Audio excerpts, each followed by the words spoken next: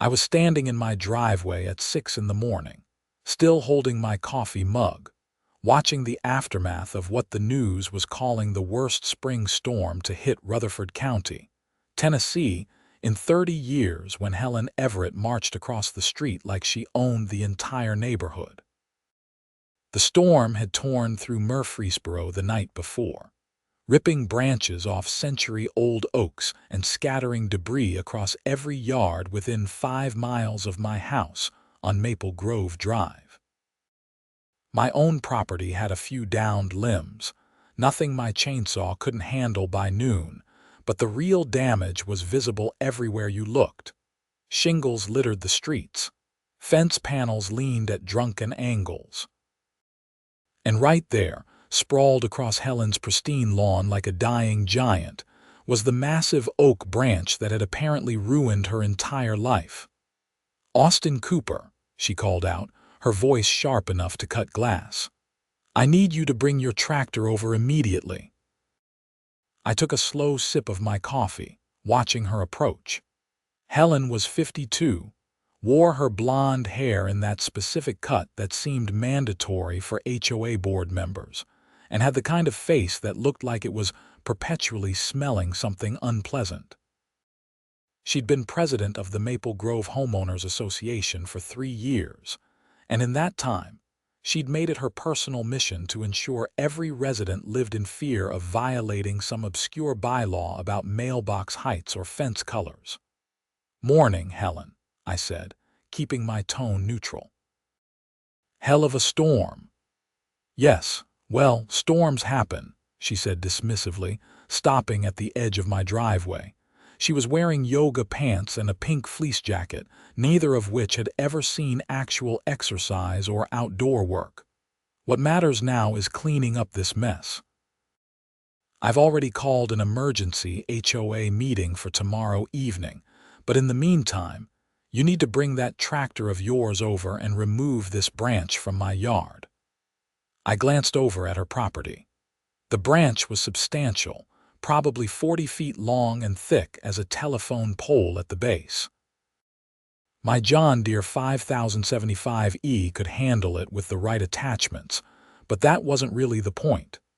"That's a pretty big job, Helen," I said. "I'm planning to clear my own property first, then maybe help some of the elderly folks on the street who can't manage it themselves. Mrs. Patterson's yard is completely blocked." Helen's expression hardened. "I'm not asking, Austin. As HOA president, I'm directing you to handle this immediately.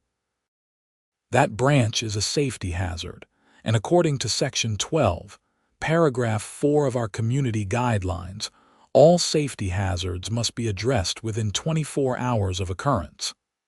I had to work to keep my face neutral. This was classic Helen, wielding her HOA authority like a weapon while conveniently ignoring that her manufactured crisis wasn't actually anyone else's responsibility. "Helen, that section applies to property owners maintaining their own property," I said. "That branch came from the county easement tree, which means it's technically not even your responsibility. You should call the county public works department." Her face flushed red. "I know what my responsibilities are, thank you very much. I also know that you have the equipment to handle this right now, and I'm telling you to do it, unless you'd like me to start documenting your various violations." "My violations?"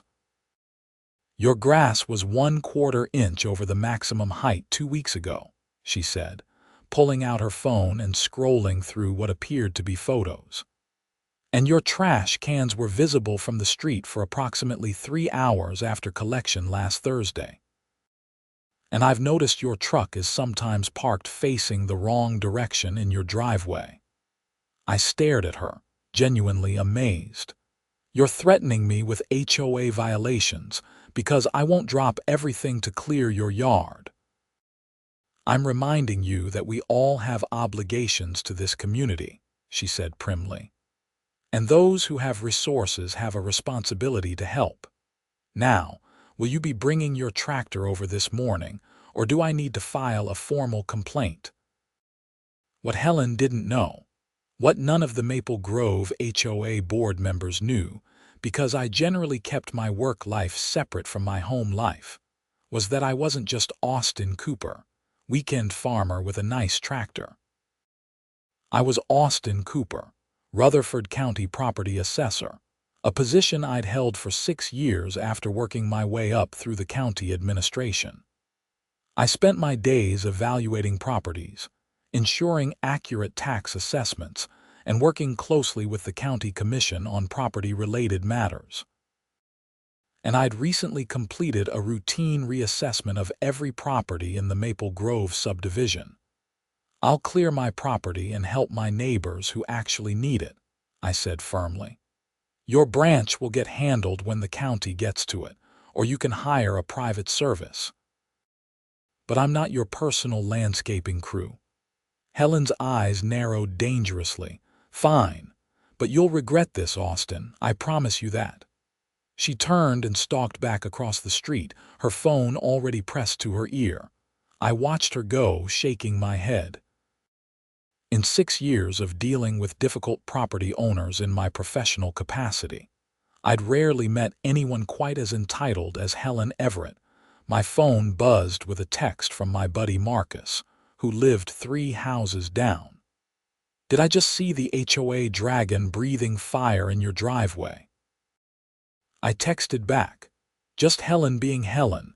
Coffee later, definitely. Got a pool going on how long until she files a lien against you."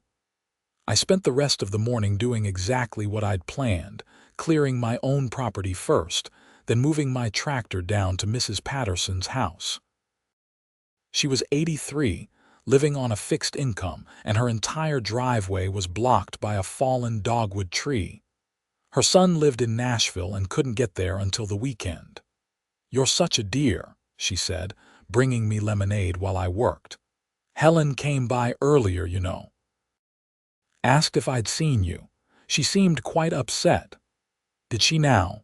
"Told me you were being uncooperative about community service," Mrs. Patterson said, her eyes twinkling with amusement. "I told her you'd always been nothing but helpful to me, and that perhaps she should try asking nicely instead of demanding." I grinned. "How'd that go over?" "About as well as you'd expect. She reminded me that her daughter goes to law school and knows all about property law." Mrs. Patterson paused. "Austin, she can't actually do anything to you, can she? You own your home outright. She can make noise and file complaints, but that's about it," I assured her. "Don't worry about me." By early afternoon, I'd cleared Mrs. Patterson's driveway, helped the Kowalski family move a large branch off their roof, and assisted old Mr. Chen with cutting up a fallen pine that had crushed his garden shed. My chainsaw was getting dull, my back ached, and I was covered in sawdust and sweat. But the people who actually needed help were taken care of. Helen's branch remained untouched across the street from my house, a towering monument to her fury. That evening, my phone started buzzing with emails from the HOA mailing list. Helen had sent out a lengthy message, titled "Community Cooperation and Shared Responsibility," that managed to call me out by name at least 6 times, without ever actually saying she was mad I wouldn't clear her yard. She'd twisted it into some grand statement about community values and how certain residents thought they were above helping their neighbors. The responses were mixed. A few of Helen's cronies on the board chimed in with supportive messages. But I also saw several replies defending me, pointing out that I'd spent all day helping people who couldn't help themselves.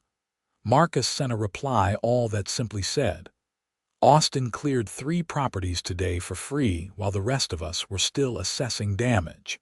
Maybe redirect your energy, Helen." She didn't respond to that one. The next evening, I attended the emergency HOA meeting at the community clubhouse. The building was packed with residents, all eager to discuss storm damage and next steps. Helen sat at the front table with the other board members, Treasurer Donald Marsh, Secretary Patricia Webb, and at-large members Sandra Price and Robert Hammond. Helen called the meeting to order with her customary gavel bang that was just a bit too aggressive. Thank you all for coming on such short notice. As you're all aware, Saturday's storm caused significant damage throughout our community. We're here tonight to discuss our response plan and ensure we're all working together effectively. The meeting started normally enough, with discussions about common area cleanup, damaged community signage, and pool house repairs. But I could see Helen building up to something, her eyes periodically flicking to me with barely concealed hostility. Finally, she got there. Now, I want to address a concerning issue that came up in the immediate aftermath of the storm.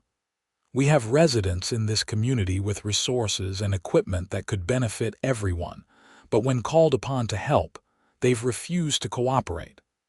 Several heads turned toward me. I kept my expression neutral. Specifically, Helen continued, I want to propose a new bylaw requiring any resident with equipment suitable for storm cleanup, including but not limited to tractors, chainsaws, or heavy machinery, to make that equipment available upon request during community emergencies. Failure to comply would result in fines starting at $500 per incident. The room erupted in confused murmurs. Marcus stood up immediately. That's insane, Helen. You can't force people to loan out their personal property. It's not about forcing anything, Helen said smoothly. It's about fostering a spirit of cooperation and ensuring we all contribute to community welfare. This is because Austin wouldn't clear your yard, isn't it? Someone called from the back. I recognized the voice as belonging to Jennifer Torres, who ran a bakery downtown and had never been afraid of Helen. Helen's face colored slightly. This is about establishing clear guidelines for community emergencies.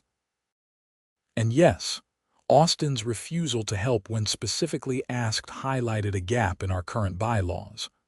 I'd been planning to stay quiet, but this had gone far enough. I stood up slowly and the room quieted. Helen, let me make sure I understand.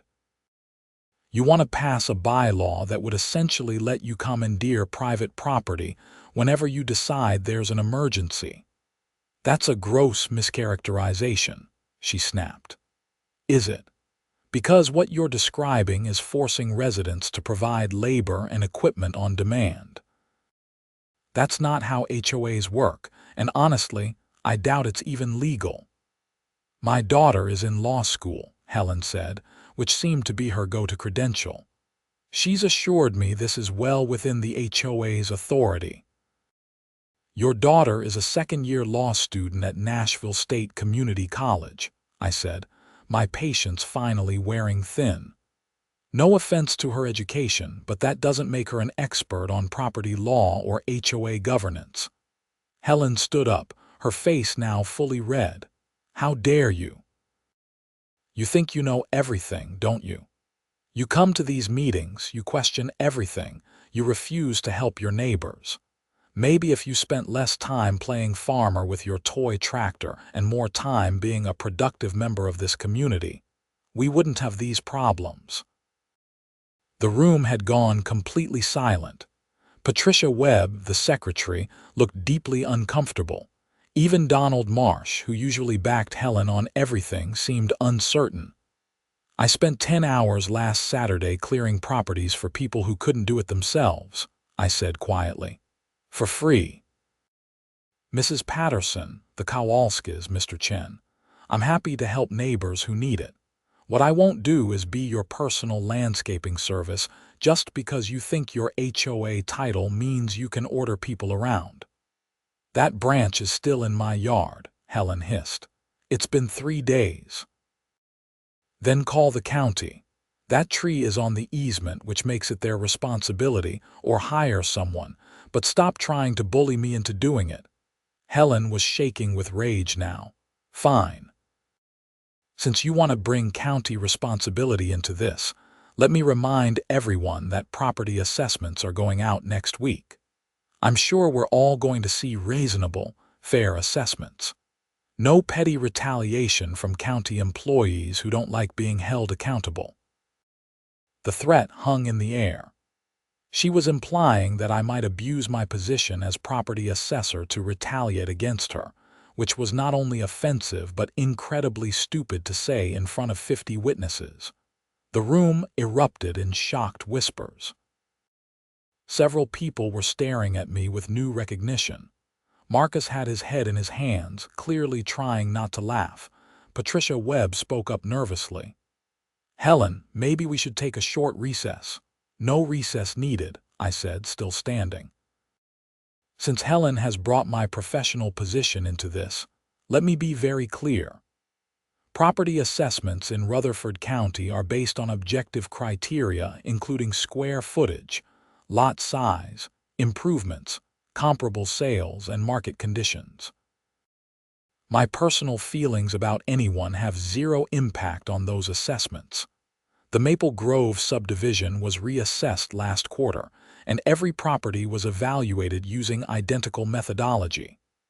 "How convenient," Helen said. "And when my assessment comes back inflated, I'm sure that will be just a coincidence. Your assessment will reflect your property's fair market value, Helen, just like everyone else's. And if you disagree with it, you have the right to appeal through the established county process, which involves a review board that I'm not on." I sat back down, my heart pounding. I'd never wanted my work life and HOA life to collide like this, but Helen had forced the issue. The meeting devolved from there. Helen tried to push through her equipment commandeering bylaw, but it was voted down by the residents in attendance. She adjourned the meeting early in a fury, slamming her gavel hard enough that it bounced off the table. As everyone filed out, several residents stopped to thank me or express disbelief at Helen's behavior. Mrs. Patterson patted my arm and whispered, "That woman is going to be a problem, dear." She had no idea how right she was. The property assessment notices went out the following Tuesday. I'd reviewed the Maple Grove properties personally to ensure everything was accurate, knowing Helen would be looking for any excuse to cause trouble. Her property assessment had actually gone down slightly from the previous year due to some market adjustments in her specific area of the subdivision. That didn't stop her from filing an appeal the same day she received it. The appeal landed on my desk Wednesday morning, along with a formal complaint filed directly with the county commission claiming I had engaged in abuse of office and personal retaliation. The complaint was 10 pages long, printed on legal letterhead from Everett Legal Consulting, which I strongly suspected was just Helen's home office, and made wild claims about assessment irregularities, professional misconduct, and harassment. My boss, County Administrator Richard Vance, called me into his office that afternoon.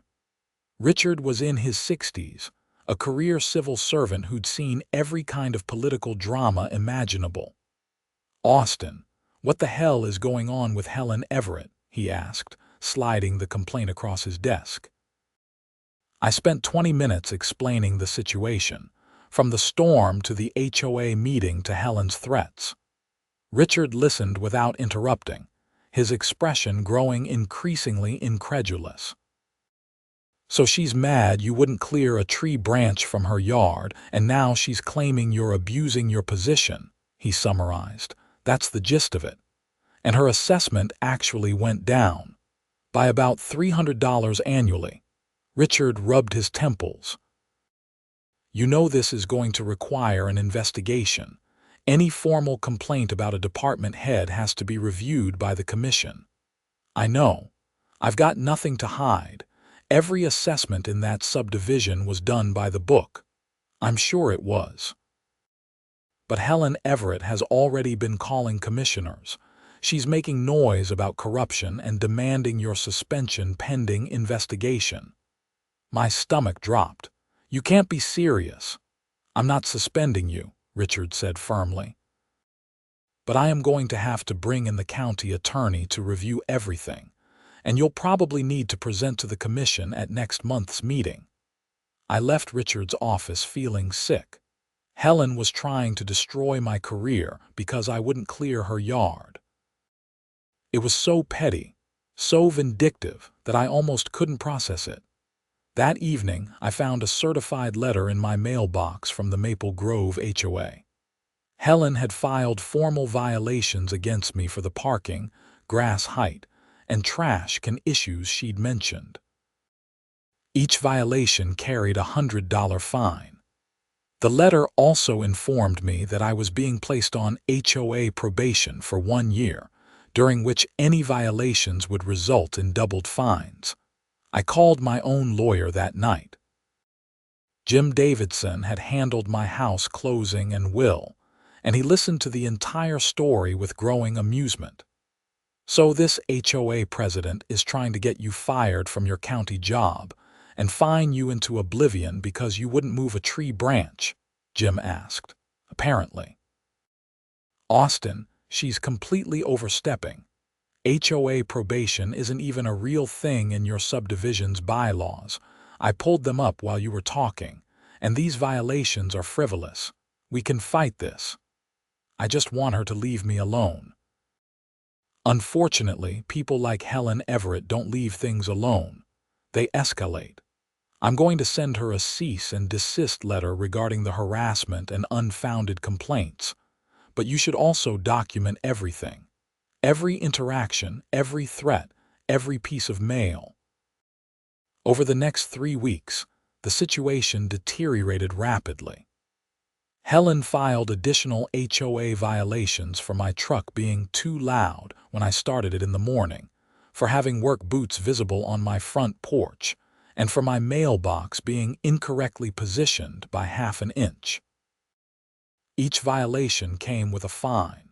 She also escalated her campaign at the county level. She showed up at a county commission meeting and spent her 3-minute public comment period claiming I was corrupt and demanding an immediate investigation. She brought printouts of property assessments for the Maple Grove subdivision, complete with elaborate charts that supposedly proved bias, even though they actually just showed normal market variation. The county attorney, Michelle Torres, spent 2 full days reviewing every assessment I'd done in Maple Grove. She interviewed my staff, reviewed my methodology, and compared my work to state guidelines. Her final report concluded that all assessments were appropriate, properly documented, and showed no evidence of bias or misconduct. That report went to the county commission, and I had to sit through a meeting where they discussed it publicly. Helen was there, of course, making more accusations. But the commissioners weren't impressed. Commissioner James Bradley finally cut her off. "Mrs. Everett, we've reviewed your complaints thoroughly. The county attorney has found no evidence of misconduct. Your own assessment decreased, which directly contradicts your retaliation claims." "What exactly do you want here?" "I want accountability," Helen said. "I want someone who doesn't abuse their power. From where I sit, the only abusive process here is your repeated baseless complaints," Bradley said firmly. "Mr. Cooper has an exemplary record with this county. Your complaint is dismissed." Helen left that meeting furious, and I foolishly thought that might be the end of it. Instead, she went nuclear. The following week, Helen filed a lawsuit against me personally, claiming harassment, intentional infliction of emotional distress, and abuse of office. The lawsuit demanded $50,000 in damages and sought an injunction preventing me from participating in any future assessments of properties in the Maple Grove subdivision. Jim Davidson was livid when he saw the filing. "This is completely frivolous. We're going to file for sanctions against her attorney. You can't just sue someone for doing their job correctly." But lawsuits take time, even frivolous ones. And Helen was wealthy enough from her late husband's insurance payout that she could afford to pursue this indefinitely. She made it clear she intended to make my life hell until I either moved away or quit my job. The HOA fines kept coming. She'd escalated to sending them weekly, citing increasingly absurd violations. My garden hose was stored improperly. My doormat was the wrong color. I'd received a package delivery and left the box on my porch for 4 hours before breaking it down. Each violation, each fine, each certified letter, I paid none of them. Jim had advised me to let them accumulate while we built a harassment case. The HOA's own bylaws required a hearing before any enforcement action beyond fines, and Helen kept refusing to schedule one, probably because she knew her violations wouldn't hold up to scrutiny. Then she made her biggest mistake. I came home from work on a Tuesday in late May to find my driveway blocked by an orange construction fence.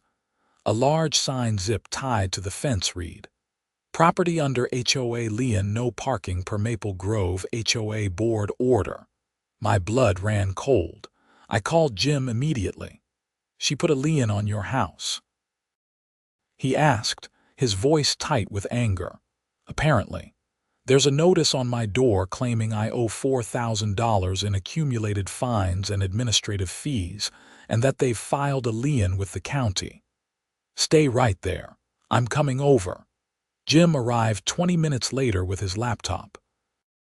We sat in my living room while he pulled up the county records system. Sure enough, Helen had filed a lien against my property 3 days earlier, claiming unpaid HOA fines and fees. "The problem is that HOA liens are legal in Tennessee," Jim explained. "But they have to follow very specific procedures. Let me check your HOA's bylaws again." He spent 15 minutes reading through documents, his expression growing darker. Finally, he looked up. "She didn't follow procedure at all. Your bylaws require written notice of violations, a 30-day cure period, a hearing before the board, a vote by the full board to approve any fines or liens, and then another 30-day notice before filing with the county. She skipped basically all of that. So the lien isn't valid.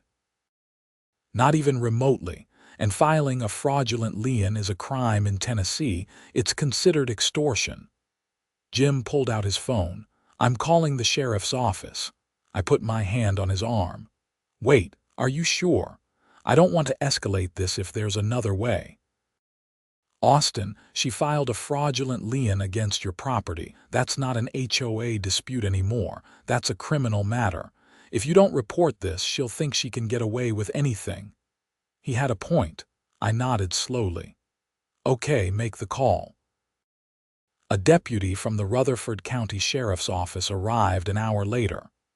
Deputy Sarah Morrison was in her 30s, professional and thorough. She took my statement, reviewed the lien documentation, and examined the HOA bylaws that Jim pulled up. "This is definitely irregular," she said. "I'll need to speak with Mrs. Everett. Is she home?" We could see Helen's house from my front window. Her car was in the driveway. "She should be." "I'll be back," Deputy Morrison said. Jim and I watched from the window as she walked across the street and rang Helen's doorbell. Helen answered, saw the uniform, and her face went through a complicated series of expressions. The conversation lasted about 10 minutes before Deputy Morrison returned. "Mrs. Everett claims the lien is legitimate and that you've been refusing to pay valid fines," she reported. She showed me a stack of violation notices and said she followed all proper procedures. "She's also claiming you've been harassing her due to her filing complaints about your county job." "That's completely backwards," I said. "She's been harassing me since I wouldn't clear a tree branch from her yard." Deputy Morrison consulted her notes. She mentioned something about a tree, said you refused to help during a community emergency and have held a grudge ever since. Jim jumped in. "Deputy, the HOA bylaws are very clear about the lien process. None of those steps were followed, and these violation notices are harassment. Garden hose storage, doormat color, these aren't legitimate violations. HOA disputes are normally civil matters, Deputy Morrison said carefully. But if the lien was filed improperly, that could potentially be criminal. I'm going to need to take this to my supervisor and possibly the district attorney's office for review. She left with copies of all the documentation. Jim stayed for another hour, helping me document everything and taking photos of the construction fence blocking my driveway. Tomorrow, we're filing an emergency motion to release the lien, he said. And I'm filing a restraining order petition against Helen on grounds of harassment. This has gone way too far. That night, I barely slept. I kept thinking about how a simple refusal to clear a tree branch had spiraled into this nightmare. Helen had tried to destroy my career, sued me, and now filed a fraudulent lien against my home. All because her ego couldn't handle someone saying no. The next morning, I arrived at work to find Richard Vance waiting outside my office. "We need to talk." My stomach sank. "What now?" Helen Everett filed another complaint. "This one claims you've been using your position to interfere with her HOA duties, and that you called the sheriff's office to intimidate her last night. Richard, she filed a fraudulent lien against my house. My attorney contacted the sheriff's office because that's a crime." "I know. Deputy Morrison called me this morning to verify some information, but Helen is claiming this is all retaliation for her legitimate complaints about your conduct." He paused. "The county commission wants you to take administrative leave while this gets sorted out." I felt like I'd been punched. "You're suspending me," "Not suspending. Administrative leave with pay, just until we can get this cleared up. The commission doesn't want any appearance of impropriety, especially with Helen making so much noise." "This is exactly what she wants," I said bitterly. "She's trying to force me out." "I know, and I'm fighting it, but I need you to take a few days off while the DA's office reviews the lien issue. If they determine it was filed fraudulently, this whole thing will collapse." I went home at 10 in the morning, feeling defeated. Helen's car was gone from her driveway, probably off filing more complaints or spreading more lies. The construction fence still blocked my driveway. I'd had to park on the street. Jim called it noon. Good news and bad news. Good news. The judge granted an emergency hearing on the lien for tomorrow afternoon. Bad news. Helen filed a counter motion claiming the lien is valid and that you're abusing the court system. Of course she did. There's more. I got a call from her attorney. Not her daughter, an actual attorney this time. Big firm in Nashville. They're taking this seriously, which means Helen is spending real money on this. Where's she getting the money? No idea. But someone is bankrolling this fight. The attorney wants to meet and discuss a settlement. Settlement? I haven't done anything wrong. I know. But sometimes it's cheaper to settle than to fight, even when you're right. They're offering to withdraw the lien and the lawsuit if you agree to help with storm cleanup for the entire HOA for the next year and pay $3,000 in HOA legal fees. I was so angry I couldn't speak for a moment. Finally, I managed. "Tell them to go to hell." "That's what I told them you'd say." "Okay, we fight. Hearing tomorrow at 2. The hearing the next day was held in circuit court. Judge Patricia Reeves presided, a no-nonsense woman in her 50s who looked deeply annoyed to be dealing with an HOA dispute. Helen arrived with her attorney, Richard Parsons, who looked expensive in his tailored suit. I was there with Jim, wearing my best suit and hoping I looked more confident than I felt. Judge Reeves reviewed the filings quickly. "Mr. Parsons, explain to me how this lien was properly filed under the HOA bylaws." Parsons stood smoothly. "Your Honor, Mrs. Everett followed all required procedures." Mr. Cooper received multiple notices of violations, refused to pay legitimate fines, and was given ample opportunity to cure the violations or request a hearing. "Did the HOA board vote to approve this lien?" the judge asked. Mrs. Everett had the authority as HOA president to take emergency action to protect the community's interests. "That's not what I asked. Did the board vote?" Parsons hesitated. "The bylaws allow the president to act independently in urgent situations." Jim stood. "Your Honor, may I?" Judge Reeves nodded. "Please." Jim pulled up the bylaws on his laptop, which was connected to the courtroom's display system. He highlighted the relevant section. "The bylaws explicitly require a board vote for any lien filing. There is no emergency exception." Mrs. Everett acted unilaterally without board approval, without providing the required cure periods, and without holding a mandatory hearing. "The lien is invalid on its face." Judge Reeves looked at Parsons. Response: "The violations were egregious and ongoing." Mr. Cooper was deliberately flouting community rules. "The violations include doormat color and garden hose storage," Jim said. "Hardly egregious. And they're pretextual. This entire situation stems from Mr. Cooper refusing to provide free labor to clear Mrs. Everett's yard after a storm." "That's a gross mischaracterization," Helen spoke up from her seat. Judge Reeves fixed her with a stern look. "Mrs. Everett, your attorney will speak for you. Another outburst and I'll hold you in contempt." Helen went pale and silent. The judge reviewed more documents, her frown deepening.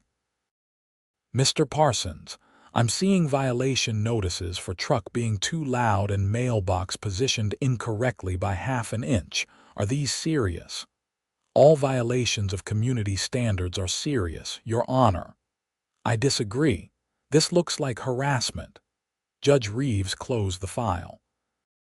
"The lien is invalid and is hereby released. Mrs. Everett, you had no authority to file this without a board vote. Mr. Cooper, you're awarded attorney fees for having to bring this emergency motion. I'm also referring this matter to the district attorney's office for potential criminal review." Helen stood up despite her attorney's restraining hand. "You can't do this. He's corrupt. He's been abusing his power." "Mrs. Everett, sit down," Judge Reeves said coldly. "I've reviewed the county commission's findings regarding those complaints. They were baseless. If you continue to make unfounded accusations, I'll consider it defamation. Do you understand?" Helen sat, shaking with rage. Parsons whispered urgently to her. "This hearing is concluded," Judge Reeves said.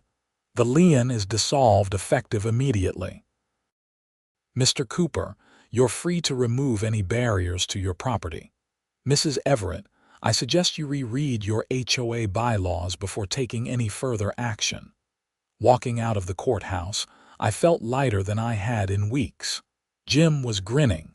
"That went about as well as possible. And getting attorney fees is huge." "How much will that be?" "Probably around $5,000 for the emergency work. Helen's going to have to pay it." We retrieved my truck from the parking garage and drove back to Maple Grove. I went straight to my garage, grabbed my bolt cutters, and removed the construction fence blocking my driveway. I stacked it neatly on Helen's lawn. She came storming out of her house. "You can't do that. The judge said the lien was released, not that you could vandalize my property." "This fence was blocking my driveway illegally," I said calmly. "I'm returning your property. You're welcome." "I'm calling the police." "Go ahead. I'm sure Deputy Morrison would love to hear from you again." Helen retreated inside, slamming her door. I could see her through the window, phone pressed to her ear, gesturing wildly. The next few days were blissfully quiet. I returned to work, where Richard greeted me with relief. "The DA's office called. They're investigating the lien filing." Apparently, it's not the first time Helen's had issues with neighbors. "Really?" They pulled records from her previous neighborhood in Franklin. She was HOA president there too, had to step down after multiple harassment complaints. There was a lawsuit involving a guy who wouldn't remove a basketball hoop fast enough for her liking. You're kidding. Nope, pattern of behavior. The DA is taking it seriously. That evening, I got a call from Patricia Webb, the HOA secretary. Austin, I wanted to let you know that several board members are meeting tomorrow night to discuss Helen's conduct. What she did with that lien was completely unacceptable. We're considering a vote to remove her as president. I appreciate that, Patricia. But are you sure? She's not going to take that well. We're sure. She's made the HOA a liability. Our insurance company is already asking questions about the lawsuit, and other residents are complaining about her targeting you unfairly. The next night, I wasn't at the meeting, but Marcus attended and texted me updates in real time. The board voted 4-1 to remove Helen as HOA president, with only Helen voting against. Donald Marsh was appointed interim president. The board also voted to rescind all fines against me and to send a formal apology letter. Helen apparently screamed at them for 20 minutes before storming out, threatening to sue every board member personally. 2 days later, the DA's office called. I spoke with Assistant District Attorney Rebecca Walsh, who explained that they'd completed their initial investigation. Mr. Cooper, we're moving forward with charges against Mrs. Everett for filing a fraudulent lien. It's a Class E felony in Tennessee. We've also identified several other potential charges related to harassment and abuse of process. I just want this to be over, I said honestly. I don't want to destroy her life. I understand. But she filed a fraudulent legal document against your property. That's a serious crime.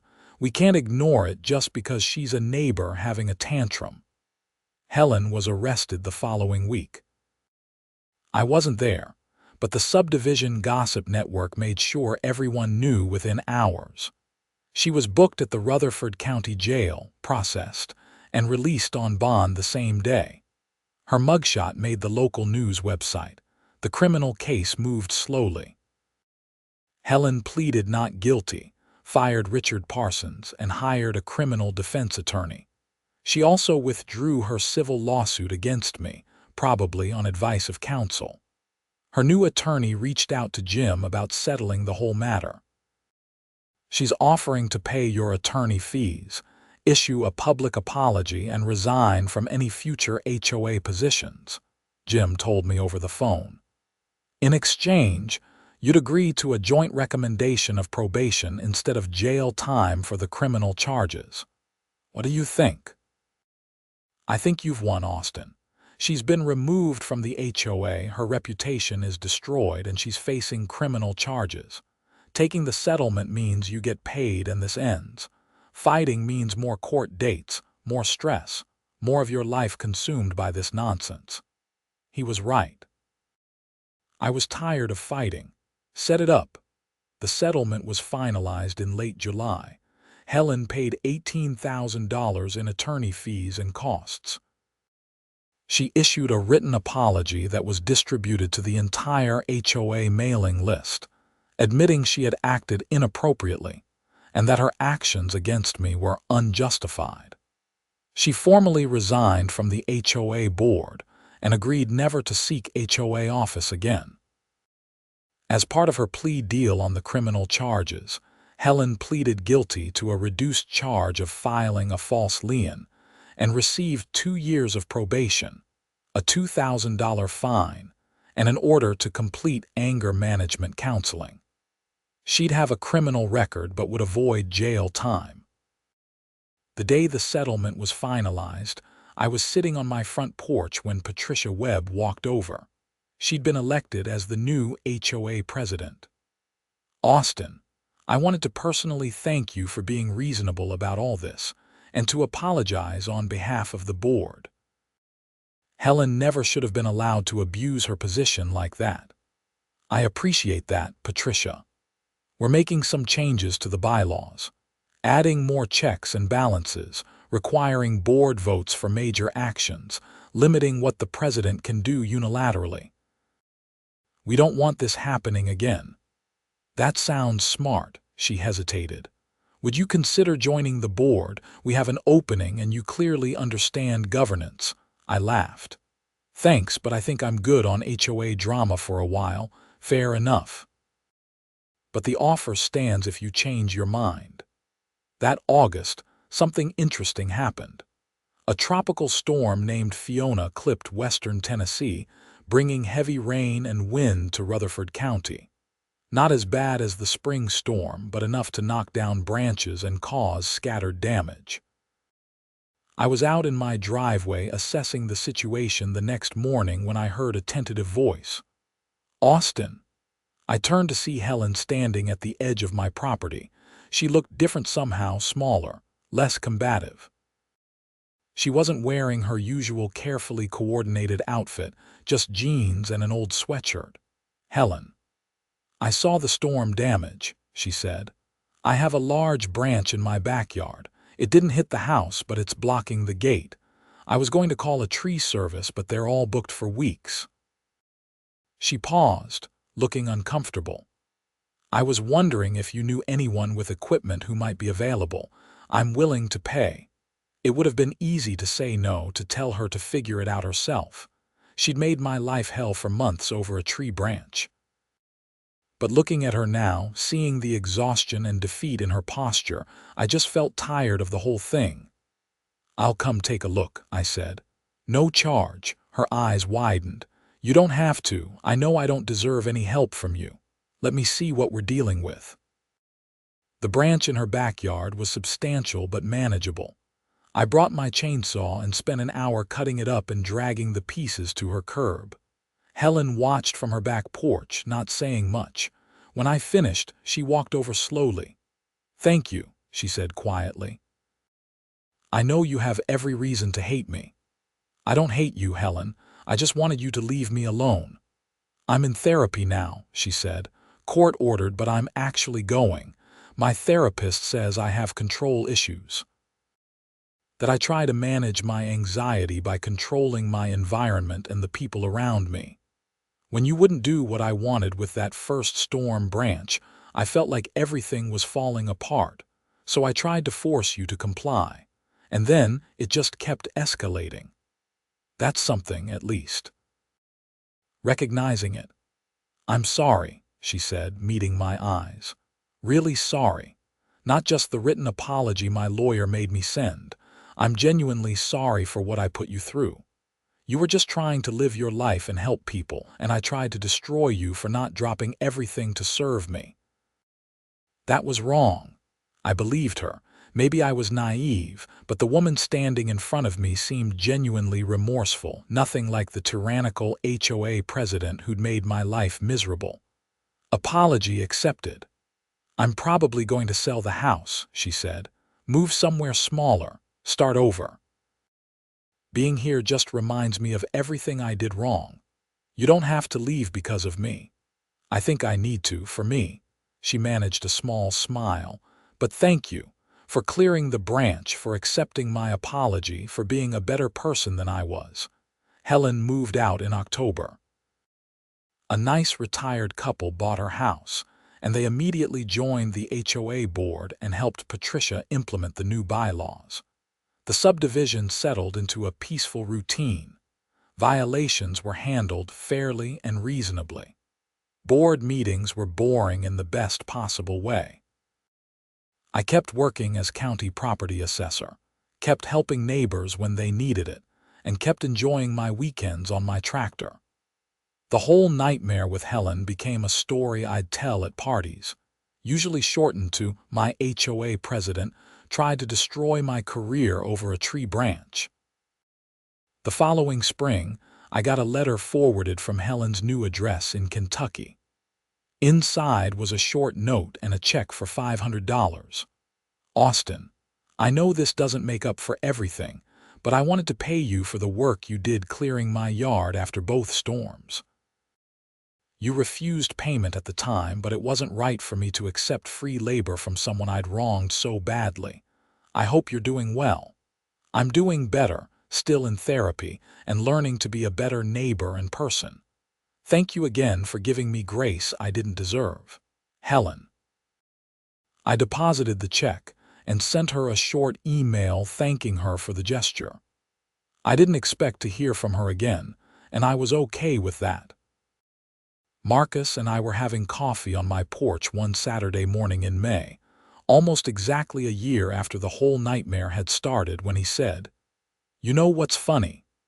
Helen's gone, the HOA is functional, and your yard still has branches down that you haven't cleared.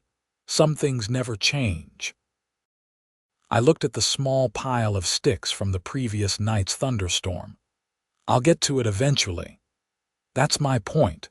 You clear your yard when you feel like it, you help people who need it, and you don't let anyone push you around. That's what drove Helen crazy. She couldn't control you. I guess not.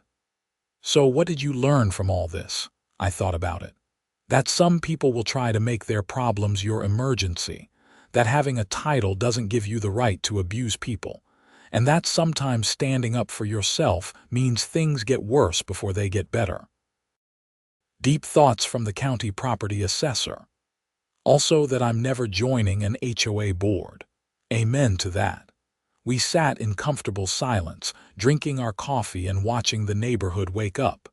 Mrs. Patterson was already tending her garden. The retired couple in Helen's old house were walking their dog. A few houses down, kids were drawing on the sidewalk with chalk. It was just a normal suburban morning in Murfreesboro, Tennessee. No drama, no threats, no certified letters with nonsense violations. Just people living their lives, being decent neighbors, and handling their own problems. My phone buzzed with an email from work. A routine assessment question that could wait until Monday. I set the phone down and refilled my coffee. "You think Helen's actually doing better?" Marcus asked. "I think she's trying. That's something. More than most people would give her credit for. Yeah, well, I remember what it felt like having her try to ruin my life. I wouldn't wish that desperate, cornered feeling on anyone. If she's getting help and actually changing, good for her. You're a better man than me." "I don't know about that. I just don't want to carry that anger around forever. It's exhausting." Marcus nodded thoughtfully. "So if another storm comes through and knocks down a huge branch and some HOA president demands you clear it immediately," I grinned. "Then I'll politely decline and deal with whatever happens next. But hopefully Patricia's learned from Helen's mistakes." "Patricia's great. She sent around a newsletter last week about community cooperation and volunteer opportunities. Very reasonable tone, no demands or threats." "That's how it should work." Novel concept for an HOA. We both laughed. The sun was getting higher, warming the morning air. I had plans to mow my lawn later, maybe help Mr. Chen plant some new flowers where his shed used to be. Simple, normal weekend stuff. My phone buzzed again. This time it was a text from Patricia. "Board meeting Tuesday at 7 p.m. Discussion about pool renovations and summer party planning. Hope you can make it." I texted back that I'd be there. Not as a board member, just as a regular resident who wanted to stay informed. The way it was supposed to work. Looking back on everything that had happened, from that first morning when Helen marched across the street demanding I clear her yard to the final settlement and her eventual departure, I realized the whole situation had taught me something valuable about power and community. Helen had confused authority with control, leadership with domination. She'd thought her title as HOA president gave her the right to demand compliance, to punish dissent, to make herself the center of everyone's concerns. But real leadership, real community, doesn't work that way. It's built on mutual respect, voluntary cooperation, and understanding that everyone has their own lives and priorities. When you try to force people into submission, even for seemingly good reasons, you create resentment and resistance. And if you escalate far enough, you destroy yourself in the process. Helen had destroyed herself, lost her position, her reputation, gotten a criminal record, and eventually felt compelled to leave her home. All because she couldn't accept one simple no to an unreasonable demand. The tragedy was that if she'd just been reasonable from the start, if she'd asked instead of demanded, offered to pay instead of ordering, treated me like a neighbor instead of a subject, I probably would have helped her. That's who I am. That's who most people are, actually. We help when we can, when we're asked nicely, when we're not being threatened or bullied. But you can't demand grace. You can't force generosity. And you definitely can't abuse people into compliance and expect no consequences. I finished my coffee and stood up, stretching. The branches in my yard could wait another hour. Right now, I wanted to walk down to Mrs. Patterson's house and see how her garden was coming along. Maybe offer to help her plant those tomatoes she'd mentioned. Not because anyone was making me. Not because of any HOA bylaw or community obligation, but just because she was a nice old lady and I had some free time. That's how neighborhoods should work. People helping people because they want to, because it's the right thing to do, because we're all in this together. Not because some petty tyrant with a title is threatening them with fines and liens and violations. Helen had forgotten that, or maybe she'd never known it. But I'd like to think she was learning it now, wherever she was in Kentucky, trying to build a new life and be a better person. Marcus stood up too. I'm heading home. Want to grab dinner tonight. That new barbecue place opened on Church Street.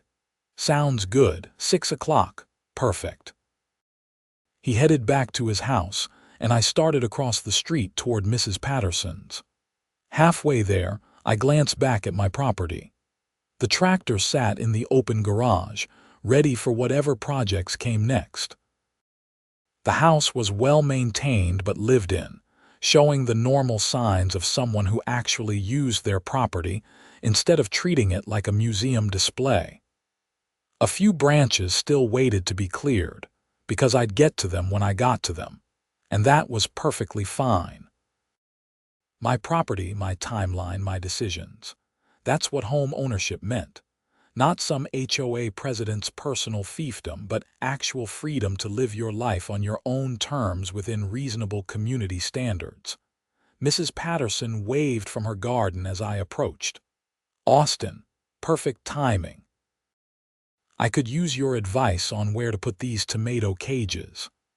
I spent the next hour helping her set up her garden, talking about nothing in particular, just being neighborly. No drama, no power plays, no certified letters. Just two people sharing a sunny morning and making their corner of Murfreesboro a little nicer. That evening, I drove my truck past Helen's old house on the way to meet Marcus. The new owners had planted flowers along the front walkway and hung a cheerful wreath on the door. The house looked happy, lived in by people who just wanted a nice place to raise their family without making anyone else miserable. Over barbecue, Marcus brought up the situation one more time. You ever wonder if you should have just cleared that first branch? Would have taken you an hour, saved you months of hell. I'd thought about that a lot, actually. Maybe.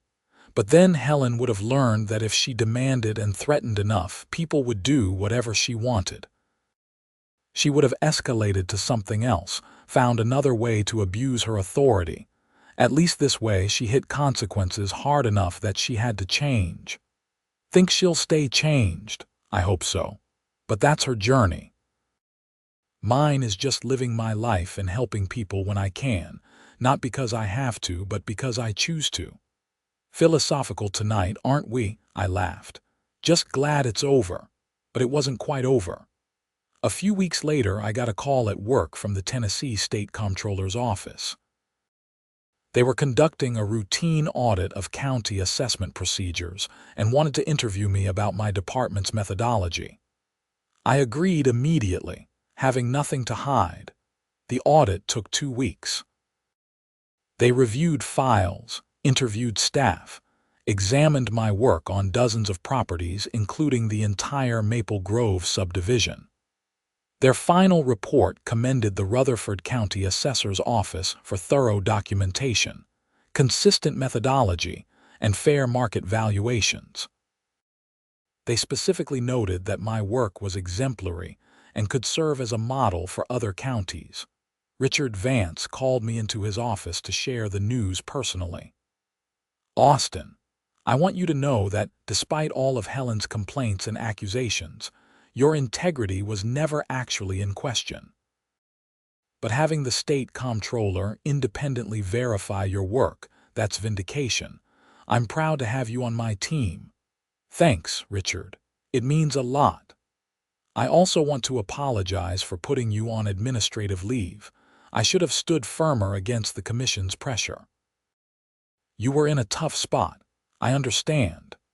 "Well, I'm making it up to you.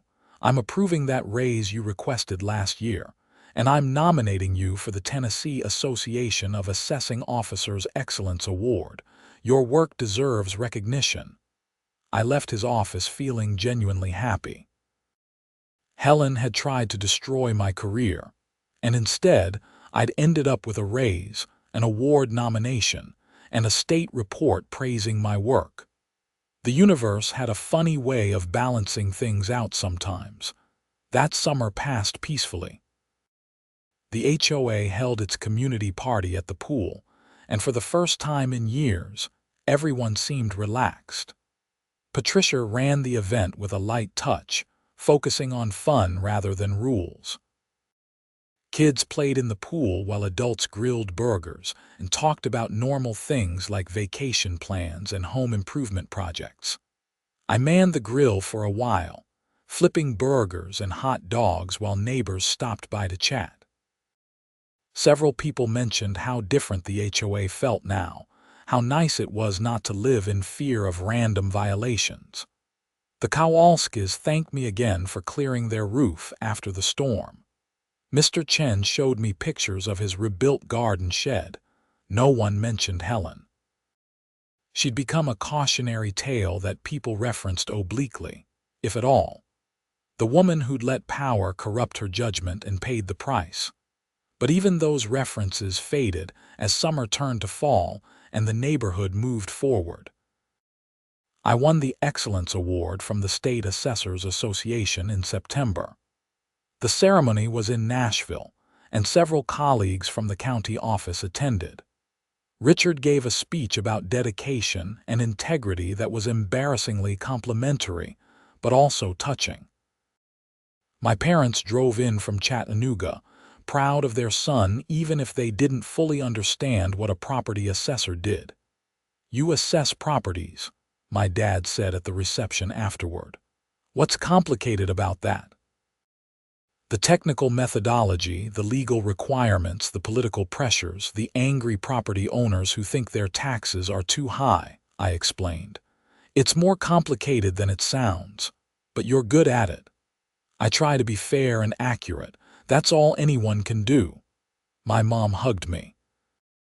"We heard about that terrible HOA woman. I'm just glad you're okay." "I'm fine, Mom. It all worked out."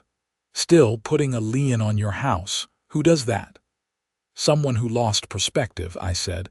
"But she's getting help now. Let's just focus on tonight." We celebrated with dinner at a nice steakhouse, and I drove home late feeling content. The award sat on my passenger seat, a physical reminder that doing things right, even when pressured to cut corners or retaliate, eventually paid off.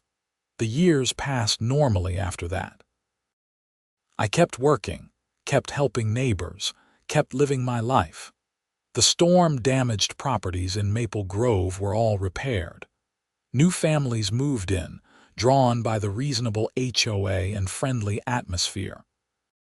Patricia served 2 terms as president before passing the role to Donald Marsh, who'd learned from Helen's mistakes and governed with common sense.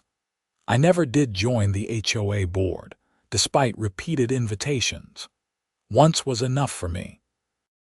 I attended meetings occasionally, voted on major decisions, paid my modest dues, and otherwise lived my life without HOA drama. It was exactly what I wanted. 5 years after the initial storm, I was once again standing in my driveway early on a Saturday morning, this time watching crews from a roofing company replace some shingles damaged by the previous night's hail. My tractor sat in the garage, cleaned and maintained, ready for whatever weekend projects came next. A moving truck pulled up to Helen's old house. The retired couple who'd bought it were downsizing again, heading to a senior community in Florida. I'd helped them occasionally over the years and was sad to see them go, but happy for their next adventure. I walked over to say goodbye. "You two take care down in Florida." "We will," the wife said. This was a good neighborhood to retire to, peaceful, friendly.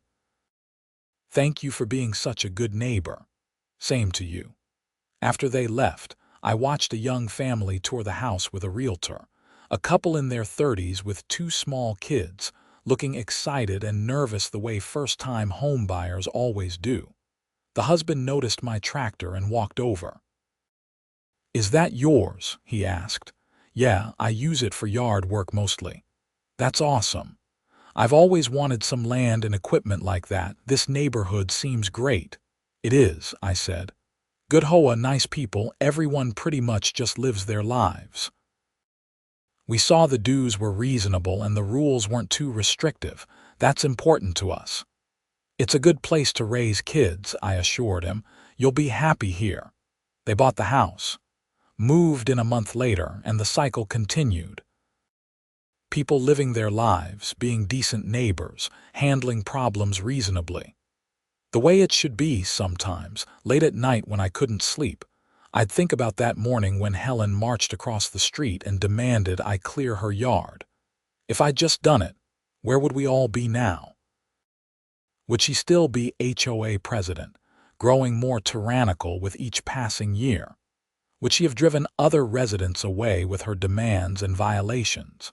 Would she have eventually faced consequences for something even worse? Or would clearing that one branch have satisfied her need for control, letting her feel like the authority figure she wanted to be, and maybe the whole thing would have blown over? I'd never know. The timeline I lived in was the one where I said no, where I stood my ground, where Helen escalated until she destroyed herself, and where the neighborhood ultimately became a better place because of it.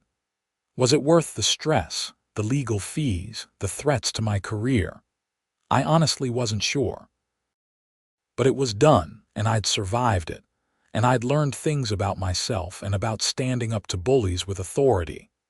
One thing I did know: if it happened again, if some new HOA president tried to abuse their position and threaten me into compliance, I'd handle it the same way. Not with aggression or retaliation, but with firm boundaries and refusal to be intimidated. Because that's what changed things. Not fighting fire with fire, but simply refusing to be burned. My career continued to flourish. I was promoted to senior county property assessor with expanded responsibilities. I spoke at state conferences about fair assessment practices.